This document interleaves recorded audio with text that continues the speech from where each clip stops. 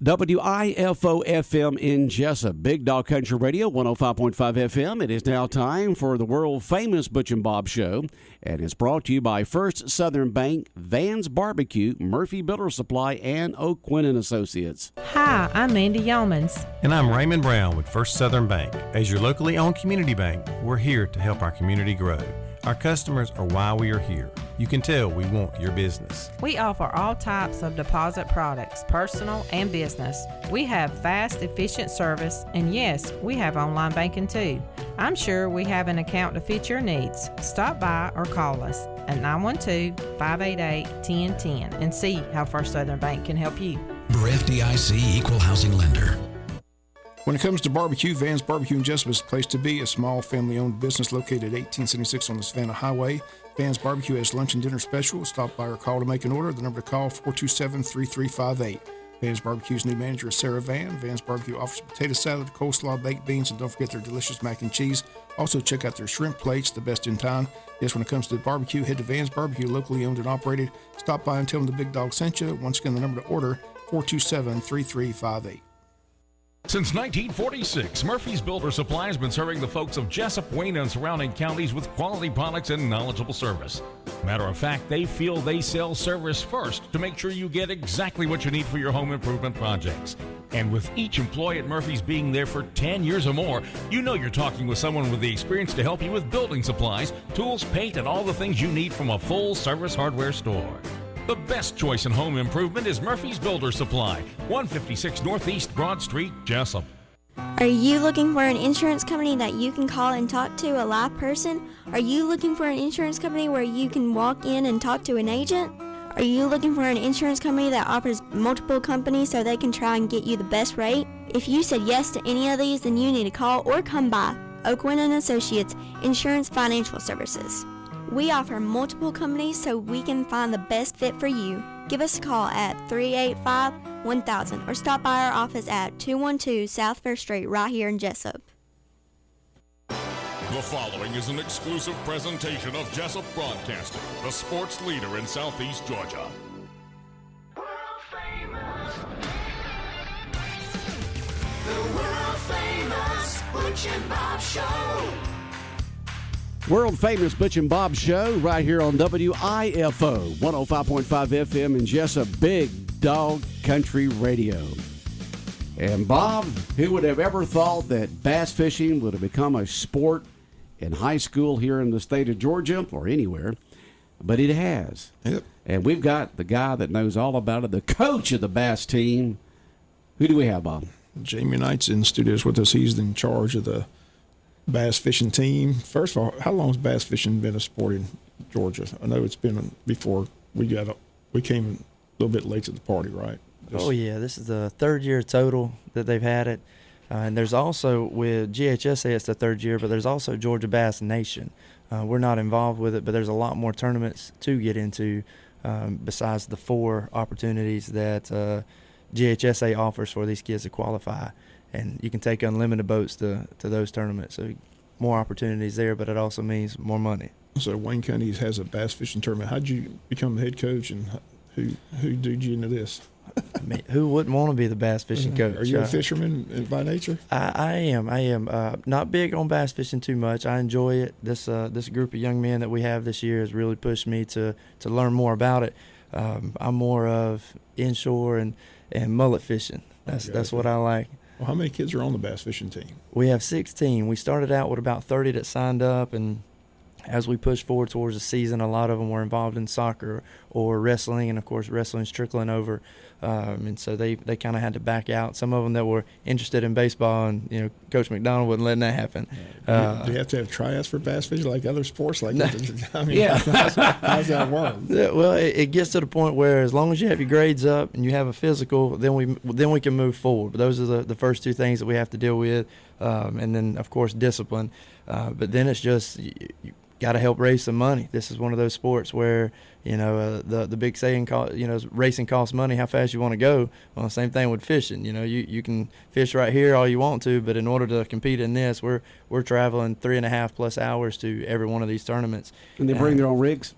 They can. They can. They can. I mean, does supply school everything. provide the rigs or rod and reel, where a person says, you got to bring your own? No, it's a little bit different than football. We don't supply them with any equipment. No equipment at all. They bring their own, we- which is good because everybody likes their own personal, rods and reels and equipment and bait and tackle and all that kind of stuff. Yes, sir. And the boats, we have a great group of captains. We put 2 kids on a boat, so we have 9 total teams. We have 8 captains, 9 including myself, that have been very involved. We only took 3 boats to this first tournament at Lake Seminole.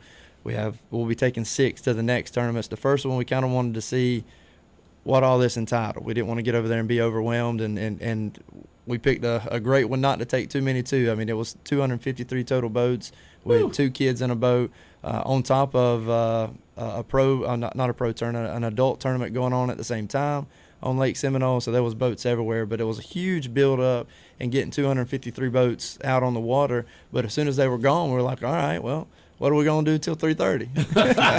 So, because Lake Seminole is not really one of those lakes where you can kind of go around the edge and watch them fish in too many areas. And so Lake Oconee will be a lot different. We're excited. It's a different type of lake. And then West Point Lake in March, and then Lake Hartwell in April. And hopefully we'll have these 16 kids, or these 9 teams. Hopefully we'll have all 9, but we definitely want to get some of these kids in first year into the state championship tournament, which will be at Clark Seal. How many tournaments are you going to be in? 4. We'll be in 4 for the yes, regular sir. season. Yes, sir. What we consider a regular season in sports. Okay, and then you go to the playoffs to the state. Yeah. Right, and 30 boats out of the 253 went from this past tournament because there were so many boats, but typically only 15 per tournament go. And so our spots might be limited in the next 3 tournaments, but these kids have come out, and we talked to some of them. They caught a variety of other fish, but as far as bass goes, we had the team of Trip Harvey and Tucker Chalfin that they got out there, and they caught 1 bass. Well, that bass ended up being the largest bass of the tournament. So if you're going to catch one, you might as well get an award for catching the best fish. So did they get an award for that? Yes, sir. They both got a medal for that, and that's the good thing about this is they fish as a team. And if you catch 1 fish as a team, or the 5 fish limit as a team, it's both of you go to state championship as far as it's qualifying and getting there. Does it matter what kind of bass? Largemouth, smallmouth? Different tournaments are different. This past one you could catch largemouth, smallmouth, spotted bass, or shoal bass. And I haven't really looked too much into Lake Oconee, but I know largemouth, smallmouth. But I did not see shoal bass on the Lake Oconee. But there's different measurements. Lake Seminole was every bass had to be at least 12 inches. Lake Oconee is every bass has to be at least 14 inches.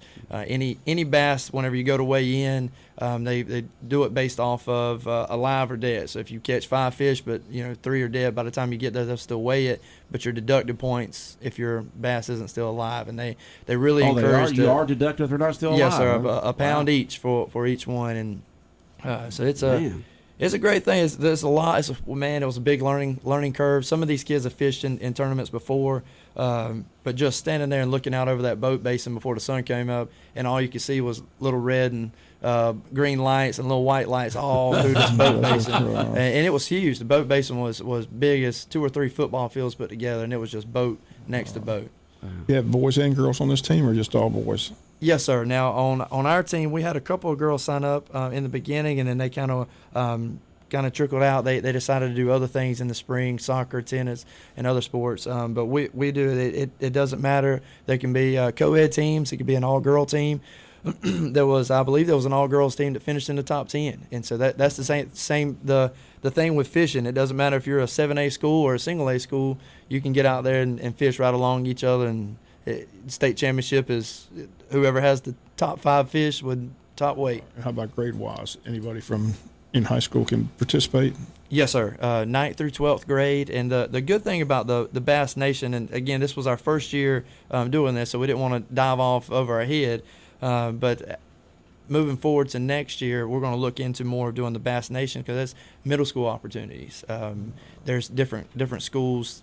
Lowndes, I know, was talking to them in the last tournament. They had 19 boats in the last tournament, and that was middle school age kids all the way through high school. And it's a great opportunity. And just like any sport, you want a feeder program, and the more you can get involved at a younger age and keep them involved, the better it's going to be through high school. Why don't you give us a list of all the people that are on the Wayne County High School bass fishing team? All right, we got JoJo Long, Haddon Mixon, Dalen DeLoach, Hank Moriarty, Tucker Chalfant, Trip Harvey, Felipe Mendez, Ashton McDaniel, J.P. Branch, Landon Taylor, Caden Adams, John Johnson, Nick Beasley, Rhett Ammons, Caden Brummett, Grover Mixel, and none of this would be possible without these captains. And captains of these boats are Brian Flowers, Michael DeLoach, Fred Chalfant, Paul Branch, Richard Johnson, Gene Rowland, and Alan Boyd. Now, the captains are the students, right?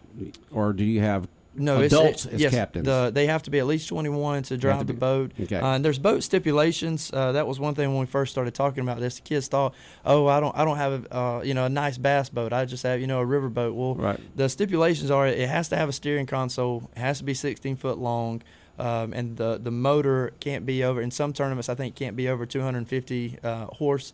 But pretty big oh yeah, but whenever they finally realized that, and like my personal boat, I don't have a bass boat, but they were fishing in this past tournament in inshore boats. There was one that had a center console Robalo boat that was probably 18, 19 feet, and I mean that's something you go offshore out here in, and of course there's the different teams and families that's got the money to spend $70,000 and $80,000 on bass fishing boats with all the electronics. But what we try to get across to the kids is you can have the nicest boat in the world, but it has nothing to do with where you throw that fishing lure. Can they have all the electronics on there to find the fish? Yes, sir. They can have the fish finders, the depth, everything, right? Oh, yeah. They can have it on there. And some have them on the front on the trolling motor and, of course, on the back. And they have live scan where it's as if you've taken the water out of the way and you can look straight down and see where the fish are. I know. It's amazing. It's just like the fish it's not fair for the fish anymore. But at the end of the day, it doesn't mean they're going to bite. You still got to put it in their mouth. So the more electronics you have, the better off you are. I was curious, how do you practice? Like I said, football, you practice. Baseball, you go take batting practice. How do you fish for bass? You just tell those kids to go fish every weekend or go fish every day? Or how's that work? Oh yeah. Now as far as the tournament goes, that's a little more difficult because of course, just like any sport that I've been involved with, you want to get on huddle, you want to see them on film for football. But with bass fishing, it's all about the lake. It has nothing to do with all the other teams, no matter what they have and what they bring to the table. You would want to get out on that lake, like Lake Oconee being our next one. But within 10 days of the tournament, you can't fish that lake. You can fish the day before. On Friday when we get there, you can fish it. A practice fish from pretty much sun up till 5 o'clock, and then we have a big meeting, and then of course Saturday's the tournament. But as far as practice goes, that's what we recommend. You just get out and practice because it's just like anything else. The more you do it, the better you're going to be. And there's flipping and there's tossing. There's all sorts of little things that little tricks on where you want to place that lure. I mean, if that fish is 6 inches away from that tree, you want to put it 6 inches away from that tree so they can get it. Can you use any type of lure? Artificial, live bait? How does it work? It's all artificial. All artificial. No live bait at all the way through all the tournaments. It makes things it keeps the boats a lot cleaner, that's for sure. Yeah, definitely. Top water, deep, everything, every type of lure you can Yes, think sir. of. Any kind you want to throw, and there's see the boats coming in this past weekend, and them talking about the way they caught the fish and why it wasn't. Some tournaments you had come in and they said, oh, we caught them all off of worms, we caught them all off of top water lures or spinnerbait. Everyone that came in was pretty much saying something else, and it was a tough fishing. The weather was tough this past weekend. It never really warmed up enough to warm the lake up to push the fish into warmer water, and so they had a tough time. There was some boats, of course, Bainbridge, which it was a Bainbridge tournament. We were staying in Bainbridge. That was the team that won, and they ended up having 22 pounds worth of fish. But then outside of that top 3 or 4, everyone else, 8, 9, 10 pounds worth of fish. They had the home field advantage. Correct. Yes, sir. And so, how do you score in this? Is it pound? Is it size of fish? How does it work? How do you get the points to know that you won the tournament? As long as they measure 12 in this past tournament, 12 inches that they can weigh, and of course they have to be bass. No set variety in this, so they could be any bass that you catch. And there was some that were coming in that were a pound each, and then some all the way up to trips being the largest at 6 pounds 1 ounce. But you can catch as many as you want, but you can only weigh in 5. And of course, you would want to weigh in your heaviest 5, and of that 5, The total weight, that's what gets you your place as far as first, second, third, and so forth. But then, like I was saying before, if any fish that is below 12 inches in this last tournament, they deduct points or weight. And then if you have any that weren't alive, then they deduct a pound each for those. Well, if you catch one and you see it's below the length, don't you just throw it back in and then try to get one that's don't they measure it them so they won't be deducted when they get up to the dock? Right. Well, this just like any sport, there's strategy in it, and I would say we would hold on to it. Because at the end of the day, you can weigh in 5. You can weigh it, but you still get deducted. Right. You might lose a pound, but that overall fish, if it's 5 pounds and you end up losing a pound, you still might be in the mix. And so there is strategy. Oh, yeah. On that type of thing. What are you going to keep? What are you going to throw back? Is it worth it or whatever the case may be? So it's about poundage. And then, of course, you have the overall winner of the largest fish. That's a separate award. Is that correct? Yes, sir. You get points for that. They do not, and that's one thing that was kind of shocking to me. I would think that opportunity would open the door for a qualification for the state tournament. But what was really neat, and put it in perspective, of those 253 boats, that one fish that weighed 6 pounds for Tucker and Tripp still got them 49th place. And so they still beat out to over 200 teams just off of one fish. Just one fish. Yes, sir. Wow. And so that's how tough the fishing was, but that's also how easy it was, the opportunity for them to be up in the top. So y'all are fishing basically in large lakes, so you can have a tournament there with all these boats, right? Yes, sir. So no river, no ponds. It's got to be big lakes in order to have these tournaments. So where do our guys practice? Because that's fishing in a pond and fishing in the river is a whole bunch different than fishing on a large lake. Yes, sir. Just getting out and having the opportunity to fish in different weather, different climates, as far as like right now, last week before last, it was 70, 80 degrees, and the fish start coming out, or the certain time of the year they start spawning and coming to different areas. But the crazy thing about having the fish here is on the river. You can bass fish on the river, but there's not really any docks for you to fish under. Lake Oconee, there's thousands of homes, thousands of docks that you can fish under, and that was one of the things whenever we've been doing our research on Lake Oconee that popped up. Definitely head to this cove, head to this area, fish these docks. Fish the 2-story dock with the red top and big Georgia flag on it. I mean, they tell you right where you need to be. I think we've got some Wayne County people out there that's either retired up there or have got homes up there. You might want to see if any of them can give you any home field advantage up there from where they live up there. Home field advantage or some lodging, that would be great. This is very expensive.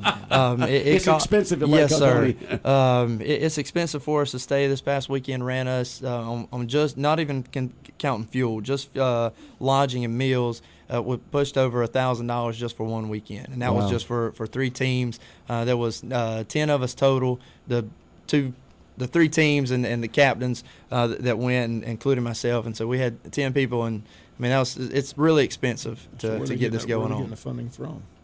We did a jersey fundraiser in the beginning. We have quite a few jersey sponsors, so because we'll be decked out in all of our gear with the local sponsors, down the sleeves, down the chest, and some hats. The jerseys have not come in yet. Sheffield's and Scott's done a wonderful job on us. This is their first rodeo too with bass fishing jerseys. So we're trying to get all this lined up and get it straight, and they've done a wonderful job helping us. And then we have sponsors that are not jersey sponsors, that like you have the platinum, gold, silver sponsors based off how much they donate, and that's been some businesses, that's been some local individuals, some parents, grandparents that of course donated. And our goal was $3,000 per boat, and we're just under half of that, so we got about $1,200 to $1,300 per boat. So we're halfway to our goal for individual boats, but we've only been through one tournament, and we can already see that this is going to be tough. Okay, now how do folks? Okay, we got the bass coach. Do you call yourself a coach? What do you call yourself? I'm more like the bass fishing paperwork liaison. How about that? Because just keeping all this straight has been tough. It really has. We're going to call you a coach. This is my first opportunity being a high school head coach, and there's a lot more hoops you got to jump through. I've been on the middle school level for quite a while with getting things straight, but on the high school level there's a lot more paperwork. And the GHSA funnels this through the Student Angler Federation, which is based out of Oklahoma. And that's been hard enough trying to get in touch with them and being in a different time zone, times that I can be on the phone and take care of things while I'm at school. They're not even open yet. And so getting all that straight, we were actually last minute getting registered and getting into this first tournament because there was another Wayne County bass fishing team in the nation. And so they wouldn't approve our team because they thought we were, trying to double up. And so finally we get into it each time that you do that because yes, there's Wayne Counties, there's Wayne Counties all over the nation. So make sure you put Georgia when you say from Wayne County. I got a text that just came in here a little while ago. It says, Wayne County youth is lucky to have Jimmy Knight. He coaches basketball, baseball, track, fishing, drives the buses. We know that because you got your big yellow bus out there this morning when you came up. He provides for the youth and never complains. So you got a big attaboy there. I certainly appreciate it. I do it for these kids. Someone texts in and says, how do you coach a bass tournament without a sideline to stand on and watch? I got to ask the question, when they have the catfish tournament here, of course, they have the lie detector test. So how do you know this is all? Do they make the kids take lie detector tests after they win, or how's that work? They do. Of course, whenever they sign up, they have an opportunity. I say an opportunity. They have the chance that they could roll in the judges and say, we're pulling you, you, and you. And that's also the same for the boats themselves. We have to have insurance on each boat, and, of course, all the legal documents to fish out, even outside of the tournament, that you have to have with DNR. Right. And if they pull your boat to test it and you don't have life jackets for everyone or a throwable or a whistle, they can literally disqualify that entire team just off of you not having a whistle. And the big thing that they talk about that comes up, especially as we get closer towards the end of the year of the season, is kids that turn 16 in the middle of the season and forget that they have to have a bass fishing license. And they'll go to catch, fish, and they'll pull, their number. Sorry, you turned 16. Where's your fishing license? Right. And, gotta have it at 16. And you could be the state championship winner, and all of a sudden forget that you're supposed to have your fishing license. Do they inspect the boats? Do they check the wells to make sure no one's taking any fish out there with them? Because if you check those boats and they're clean, each one of them, you really don't have to worry too much about cheating. Hiding some fish, yes, sir. As what was really neat to see is of those 253 boats getting out of this basin, they started at 7:30, and by 8:36, I want to say all 253 boats were out fishing. They do it kind of like a running start, like NASCAR. Mm-hmm. They come through, and as they come past one dock, they have someone that's looking at the lights to make sure that you're because if your navigational lights aren't working, they send you back out. You're disqualified. So you got to make sure all of that's working ahead of time. And your live well, they make sure that it's clear and clean, and they recommend the stuff called G-Juice to put in. Never heard of it. You put it in the no, sir. Put it in a live well, and it's supposed to help an additive to that to help the fish stay alive longer. Because you're out there. You can pull right out at 7:30 and catch a fish in 5-10 minutes. So you say you're juicing up the fish, huh? Oh, I mean, if that's what it takes to win, that's what we want. We don't want to be like those guys fish are getting juiced here in one of those northern states that packed them full of lead. But we definitely want to win, but we want to do it the right way. Yes, sir. Yeah, we found 2 pounds of lead in this fish's stomach. Oh, this is something else. Now, whose boats are you using? Who are the students using for the boat? Whose boats? The captains themselves have a boat. We have one team that I'll be captaining, and I'll use my boat, and so that's really been tough. We have a lot of kids that want to be involved. We didn't have enough captains, and so some of them had to choose. No, I'm just not going to do it this year. And so we're this first year we have a lot of things that are unanswered. Coach McDonald and Dr. Kelly has been wonderful on trying to help me get this lined up because it's new to them as well. And so a lot of the what ifs or the questions that we have that's being thrown at us, we're trying to answer it in stride and keep moving forward and never get bogged down. But it did help that the total number of kids that we had kind of was cut in half as we moved forward, whether it was by their choice. Some of them it was grades that limited them from being able to fish. But that with the smaller number this first year, we're able to get these kids in a couple of different tournaments. Some of them might end up going to more than 2, but they're at least guaranteed 2 tournaments as long as they and their captain can go. But if they It's different than golf, or tennis. You can go today and play in a tennis match as number one doubles, and then next week be paired up with someone else. If you go to this past tournament at Lake Seminole and 2 of these boys fish together and they qualify for the state championship, but one wasn't on the team, he just came because someone else couldn't go, that pair has to be qualified and have to fish together in a state tournament. So you can mix up the teams, but you're taking a risk. If they qualify, they're done. They're now a pair. And so on each boat you have the 2 students that are fishing, and then you got a captain on there of the boat. Yes, sir. So 3 people on every boat: the adult captain and the 2 students, anywhere from 9th to 12th grade from Wayne County High School. Yes, sir. Okay. And he can point it out, or she. There's female she. captains too. Absolutely, yes, sir. And so they can point out where they want to fish, where they can recommend. The only they cannot fish. They can fish on Friday, and I think that's what interests most of these guys.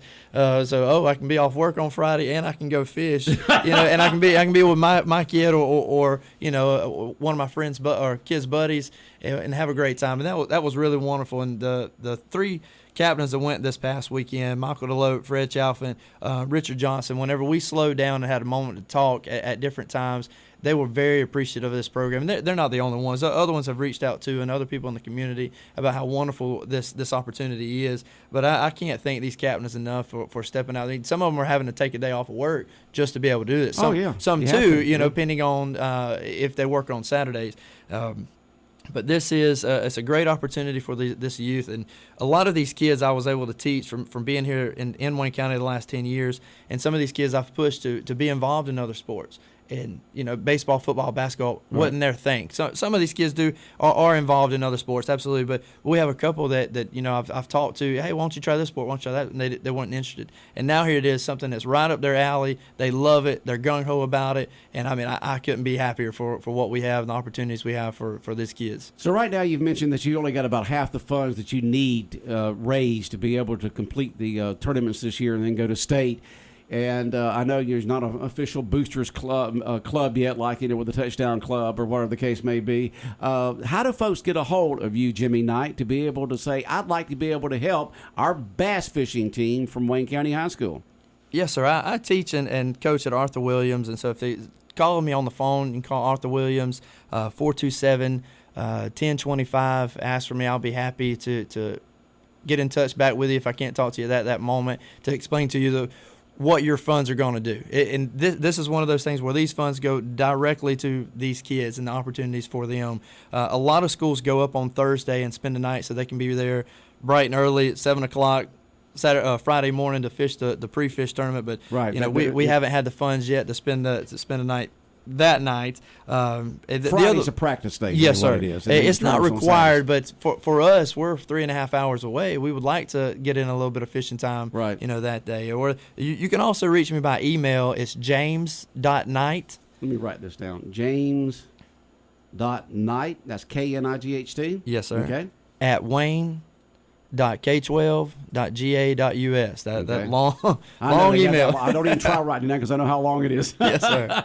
But you can get a hold of Coach Jimmy Knight, team leader, I guess if you want to call him here. Coach Jimmy Knight at Arthur. It's Jamie Knight, not Jimmy Knight. Jamie. Oh, Jamie. I'm reading it wrong. I'm sorry. You should have corrected me. I've been called worse. I thought it was saying Jimmy, but I'm so far away I couldn't read it. Jamie Knight at Arthur Williams Middle School. Yes, sir. To be able to help out the Wayne County High School bass team. That's fantastic. It's exciting right here. People love talking about fishing. Anything else that you'd like to add, Jamie? The big thing is what we've noticed is actually one of the closer schools to us that's over in Montgomery. The Bruton Parker is a close school. They have a bass fishing team. These kids have the opportunity to get a scholarship for bass fishing, just like the opportunities with football and softball, cheerleading, golf, tennis. They have the same opportunities to fish, and more schools are getting involved in this. And so that was the other thing about the Georgia Bass Nation, which is again a separate identity than GHSA, but the winners of those tournaments gets college scholarships too. Now they might not be a full college scholarship. It might be a $1,500 scholarship or $500 scholarship. But don't get me wrong, $500 scholarships add up over these tournaments. And when you're going off to college, going off to school, any money helps.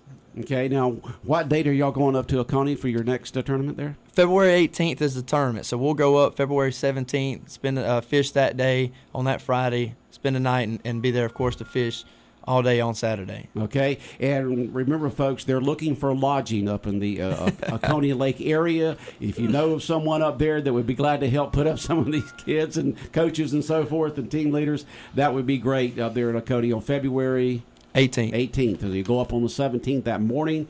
You'll practice some that afternoon, and then the tournament will be on the 18th there at Coney Lake up there. Yes, sir. All right. That's Jamie Knight at Arthur Williams Middle School. Thank y'all very much. All right. Appreciate That's it, Bob? Yep. All right. Did you want to talk about football? Nope. He's ready to go eat. All right. World famous Butch and Bob show right here on WIFO 105.5 FM in Jesup, Big Dog Country Radio. And it's brought to you by First Southern Bank, Van's Barbecue, Murphy Builder Supply, and by O'Quinn & Associates. Now, coming up soon here on the Big Dog, we've got a giveaway coming your way, so keep tuned in for your chance to win.